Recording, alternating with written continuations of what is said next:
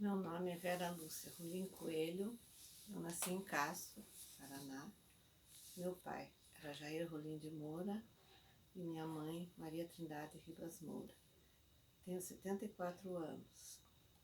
Meu pai era comerciante em Castro e nós morávamos em cima do armazém. Foi uma infância muito gostosa, muito boa, quintal grande, interior, tudo à mão, tudo fácil. Minha mãe era professora no Grupo Vicente Machado, em frente de casa. Cresci no interior, passeando, andando à vontade com um monte de primos que nós tínhamos. Nadava no rio Iapó, enfim, foi uma infância muito legal. Ajudava sempre meu pai no armazém. E ali eu já gostava de criar, de arte. Chegava a época de Natal, eu inventava pacotinhos de Natal, enfeitava caixinhas, arrumava as vitrines. Mas foi no Colégio São José, onde eu estudei até o magistério, que tive uma professora chamada Dona Marinha Macedo. Ela que me ensinou a começar a desenhar. Enfim, foi ali que eu comecei a gostar da pintura, do desenho, com o incentivo dela, das aulas, que eu amava aquelas aulas de desenho da Dona Marinha. E não só ela, mas meu pai também me incentivava muito. Era gostoso, eu tinha tudo que precisava, tinha lápis, tinha giz pastel, tinha tinta. A gente vinha muito a Curitiba, aqui no Arno Iversen, que hoje já nem tem mais.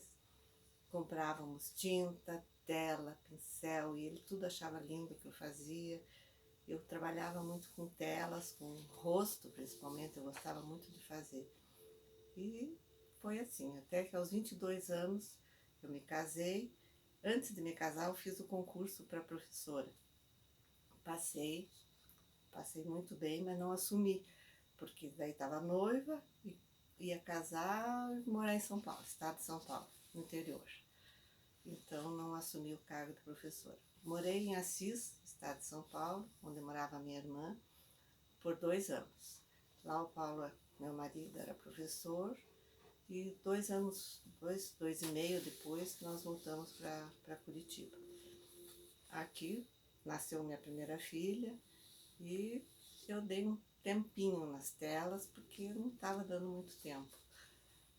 Depois, com o nascimento de mais um filho e as despesas de casa, tudo, precisei ajudar nas despesas. Aí meu pai faleceu 1 mês depois do meu casamento. Minha mãe trabalhou mais 2 anos e veio morar comigo. Com ela aqui, me ajudando e sempre me apoiando, a gente começou a inventar coisas assim para vender, para ajudar nas despesas de casa. E ali eu comecei novamente. Fazia pintura de imagens, eu comecei a gostar do gesso. Nunca fiz curso. Eu gostava do gesso, assim, achava bonitas as imagens e comecei a criar minhas próprias técnicas. Pintei gesso durante muito tempo, depois passei para bordado, enfim, eu fui inventando, criando sempre.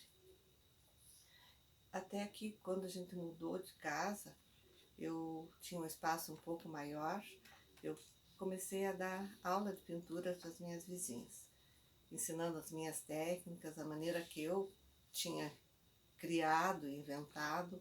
E eram umas aulas gostosas, levava assim uma tarde boa, um cafezinho, um papo gostoso, fazíamos presépio, fazíamos as imagens, as peças decorativas. Eu tinha o meu 4º filho nessa época, com 6, 7 meses, ficava no carrinho ali, bem quietinho, assistindo às aulas.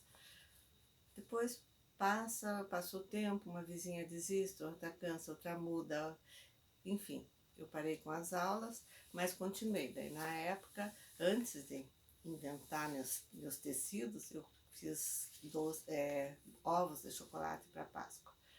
Depois, pensando, vendo o que eu ia fazer, o que eu tinha que inventar com as crianças pequenas, não podia trabalhar fora, eu resolvi fazer bonecas de pano. E comecei a desenhar o molde, desenhar um, desenhar outro, enfim, fiz 3 tamanhos. Risquei no papel lá, braço, perna, cabeça, e fiz o corpo da boneca. Então ficou a Juliana, que era minha filha mais velha, a a Mariana, minha sobrinha, e a Renata, que era minha filha pequenininha, a terceira filha. E ficou a Juliana, a Mariana e a Renata. E elas foram ganhando vestido cada vez mais bonitinhos. Minha mãe fazia os cabelos, tudo trançadinho, rabo de cavalo, tinha chapéu, tinha renda, tinha avental. Até que eu soube do programa nosso. Aí levei as amostras, o pessoal gostou, deixei lá e explodiu. As bonecas venderam assim, que eu precisei arranjar 4 costureiras, que eu cortava todos os vestidinhos, montava os babadinhos, deixava tudo bonitinho e levava na casa de cada uma. Vendi para a Henning na época, para várias lojas da Henning. E aquilo foi indo, foi uma maravilha. Depois teve um concurso para a capa da lista telefônica da época e elas foram premiadas. Passou, tive que vender minha casa por uma situação nada agradável e fui para um apartamento pequenininho. Daí, grávida do Bernardo, meu último filho, não tinha espaço para tanto tecido, tanta peça de pano, enfim, eu tive que parar com as bonecas. Mas eu não consigo ficar parada. Parei com as bonecas, pensei, o que eu vou fazer nesse cubículo? Daí comecei a fazer tricô. Tricô até que eu fiz um curso, um pouquinho com uma professora, aprendi a fazer umas barras diferentes, enfim. Quando achei que eu estava preparada, eu dei umas aulinhas de tricô lá em casa. Daí faz tricô de mão, faz traço, faz blusa, não sei o quê. Não estava rendendo, o que eu fiz? Comprei uma maquininha de tricô. E ali começou. Faz roupinha para um, roupinha para outro, vende blusas bordadas para as primas, para os parentes, enfim. O tricô me rendeu um auxílio também. Pois, junto com o tricô, teve um ano que eu inventei ovos de Páscoa de açúcar. Aí fizemos um monte de ovos, passando a noite fazendo ovo de Páscoa, decorando ovos para vender para a Zara. Não era Zara, nem lembro o nome, era uma rua lá na Inácio, uma loja na Inácio Lustosa. Enfim, passou essa época do apartamento, né, as coisas começaram a criar um jeitinho, fui morar em Campo Largo e lá eu comecei a fazer, eu tinha um espaçozinho, a gente começou a trabalhar com madeira, caixinha, porta-retrato, não sei o que. Pensei, poxa, mas eu tenho que ter um lugar para não só fazer, mas eu tenho que vender, né? Eu preciso do dinheiro. Daí veio a ideia da feirinha do Largo da Ordem. Mas e quem disse? Vai, leva a amostra, volta para casa, vai com a amostra, entra na fila. Nesse vai e vem foram 2 anos. 2 anos tentando vender aqui, coloca numa loja, de pouquinho em pouquinho, até que eu consegui a feira. Consegui, feliz da vida, a feirinha, levei minhas madeiras e ali, nossa, a feira foram quase 20 anos e ela me ajudou muito, muito mesmo. Nossa, tinha domingos que a gente vinha assim com o mercado da semana, vamos dizer, garantido. E a feirinha comecei com madeira, depois meu filho foi me ajudar, porque ele estava estudando e fazia porta-retrato, ele estava fazendo arquitetura, então ele tinha muito gosto para as madeiras. Fizemos uma clientela bem legal. Mas nesse intervalo do vai e vem para a feira, minha filha e a gente tinha começado paralelamente roupinha de bebê. E daí chegou uma hora que eu tive que decidir, ou eu bordava roupa de neném ou pintava madeira, que não estava casando um com o outro. Então eu pedi na feirinha para mudar da madeira para as roupinhas de bebê. E as roupinhas da feirinha foram um sucesso. Fiquei, nem sei se 4, 5 anos, não lembro bem, vendendo as roupas, enxovalzinho, roupa bordada à mão. Que até hoje tem a nossa Baby Feel, que hoje tem loja e é das minhas filhas. E fiquei um tempão com as roupinhas. Mas quando a minha filha abriu loja, eu não podia ficar com loja e, né, eu não tinha nada a ver com a loja era dela, passei as roupinhas para lá, falei, eu acho que não vai dar, porque eu não posso pôr na feira uma coisa, né, assim que não dá. Mas eu precisava da feirinha, precisava. Falei, se eu não posso pôr minha roupa, então eu vou inventar outra coisa.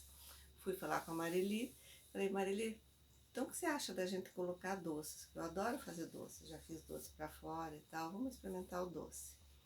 Tá, tudo bem. Levei a amostra para ela achou um lugar para mim, montei a barraca de doces e ali foi bom também, foi bem bom, vendia bastante, levava torta, levava cupcake, levava docinhos, bolos, bastante bolo.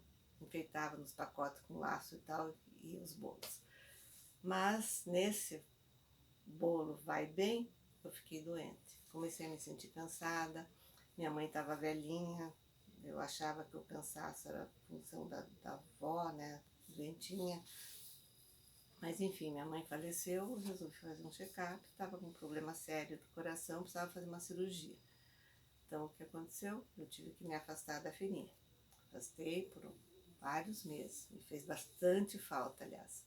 Depois que eu tive a alta, tá, eu voltei, mas voltei com as imagens de gesso que eu amo fazer, porque o doce eu tinha que passar a noite fazendo para levar de manhã, não dava mais. Então eu levei as minhas imagens. Aí eu até levei de amostra para eles uma técnica que eu criei, que reveste o manto das santas, das Nossa Senhora com renda. Ficaram muito lindas e foi aprovada na hora, então eu montei as imagens na feirinha.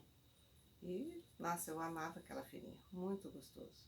Fiquei um tempão na feira com as minhas imagens e vendendo, tinha clientes de São Paulo e formando uma clientela. Mas só que chegou uma hora que eu estava cansada, embalar a imagem pesada, o calor, eu estava me sentindo cansada. Pensei, não posso abusar, né? Vou ter que pedir demissão da feirinha, porque eu não estou aguentando vir. E aquilo ia me fazer falta, aquele dinheiro, lógico que faz. Daí saí da feira e pensei, não posso parar, eu tenho que trabalhar com alguma coisa. Aí que surgiu a ideia, pelas minhas filhas, que tinham a lojinha do lado, uma casinha de madeira ali no Champanhar, para montar uma lojinha de bolos. E a lojinha de bolos, eu adorava também. Nossa, a gente arrumou bonitinho, foi uma despesa grande, que graças a Deus meus filhos ajudaram a montar, senão não teria condições. E comecei a vender os bolos. Mas, aí, o que aconteceu? Os bolos, veio a bendita da pandemia. Fecha a loja, fica com a despesa lá pela metade. A Juliana também acabou fechando a loja dela. E foi o começo do período da pandemia que começou a tornar tudo mais difícil. Não só para mim. Na feirinha mesmo, nossa, eu tenho uma amiga, Vera também, minha xará, que ela é uma artista. Ela levava para a feira durante 30 anos, ela ficou na feira, desde que começou a feira. Com louças, assim, era a porcelana pintada com paisagens de Pinheiros e Curitiba. Muito lindo mesmo. E com a pandemia, ela precisou parar. Assim como ela, várias outras pessoas, amigas que tiveram que parar e muitas delas, inclusive, dependiam única e exclusivamente da feira. Então, foi assim um impacto bem grande, eu acho, não só para mim, mas para todo mundo, para todos nós. Até hoje, a gente recuperando aos poucos. Eu continuei em casa, daí fazendo as imagens, vendendo, tentei colocar em lojas e agora eu estou começando a fazer, e estou gostando bastante, a restauração das peças imagem de gesso. É um trabalho bom, gostoso, assim, que exige bastante paciência, vários dias trabalhando na mesma peça, mas eu estou amando fazer. E devagarinho isso vai ajudando, né, nessa época que não dá para, eu não posso me expor em loja, não posso voltar para a feirinha ainda, porque não posso pegar o vírus. E a gente vai tentando assim, né, fazendo, até conversando com essa minha amiga Vera, assim, que ela morre de vontade também de voltar para a feira, que foram 30 anos. O meu foram quase 20 anos de feira. Ali entre bordado, madeira, porta-retrato, enfim, depois as imagens, foram quase 20 anos de feira. E até os doces, né, também eu fiz para feirinha. Hoje a gente faz as imagens, eu tenho que ficar inventando. Faço os doces para fora, os bolos, até bolinho de polvilho já andei fazendo para fora.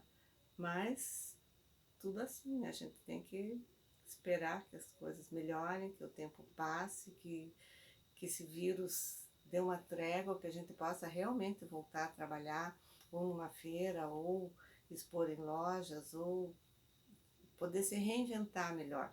Talvez até um espaço com como a gente queria na casinha, a ideia inicial ali na casa de madeira era colocar os bolos e tinha uma sala do lado, a ideia era colocar as imagens do meu artesanato junto com os doces. Mas não deu tempo de expandir, de fazer nada, porque a pandemia chegou com tudo e tivemos que parar. Hoje a gente está sofrendo o impacto disso tudo, acho que não só eu, com muita gente. O comércio todo sofreu muito com isso. Mas vai passar, se Deus quiser vai passar e a gente recomeça. E eu continuo aqui com o meu artesanato, minhas restaurações, minhas peças, que eu não sei parar com tudo isso. Sempre tem que estar reinventando, criando e fazendo alguma coisa.